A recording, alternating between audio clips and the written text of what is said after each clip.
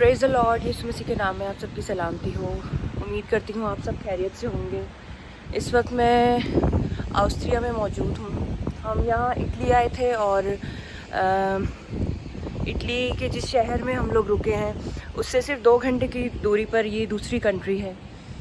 सो यहाँ पे border cross करने के लिए एक टैक्स पे करना पड़ता है, एक तासा चाहिए होता है और ऑब्वियसली हमें हमारे पासपोर्ट चाहिए शो करने के लिए, और ताकि हम पता चल सके कि हम किस कंट्री से बिलोंग करते हैं।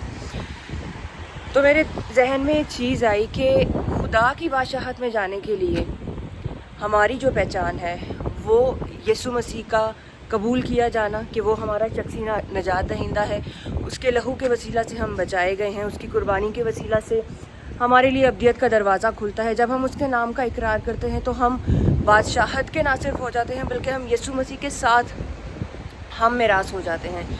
सो मैं आपको बताना चाहती हूँ कि दुनिया में रहने के लिए एक नेशनैलिटी की ज़रूरत है, एक पासपोर्ट की ज़रूरत है, एक पहचान की ज़रूरत है कि आप एक कंट्री से दूसरी कंट्री में जाते हैं, आप किस मुल्क से ताल्लुक़ रखते हैं, आपकी नेशनैलिटी क्या है, इसकी पहचान होना बहुत ज़रूरी है। इसी तरह से अगर हमने आसमान की बादशाहत में जाना है, अगर हमने अब्दियत में जाना है, तो उसके लिए जिस नेशनैलिटी की ज़रूरत है वो सिर्फ़ और सिर्फ ये है कि आपको यीशु मसीह को अपना शख्सी नजात दहिंदा कबूल करना है। कलाम हमें सिखाता है कि उसके बगैर हम बाप से मिलाप नहीं कर सकते, ना ही उसके बगैर कोई और दरवाज़ा है। यीशु मसीह वाहिद दरवाज़ा है, वही राह है, वही हक है और वही ज़िंदगी है, वही सच्चाई है। उसके बगैर कोई सच्चाई नहीं है। कोई और आपको खुदा की बादशाहत में या अब्दियत में नहीं लेके जा सकता।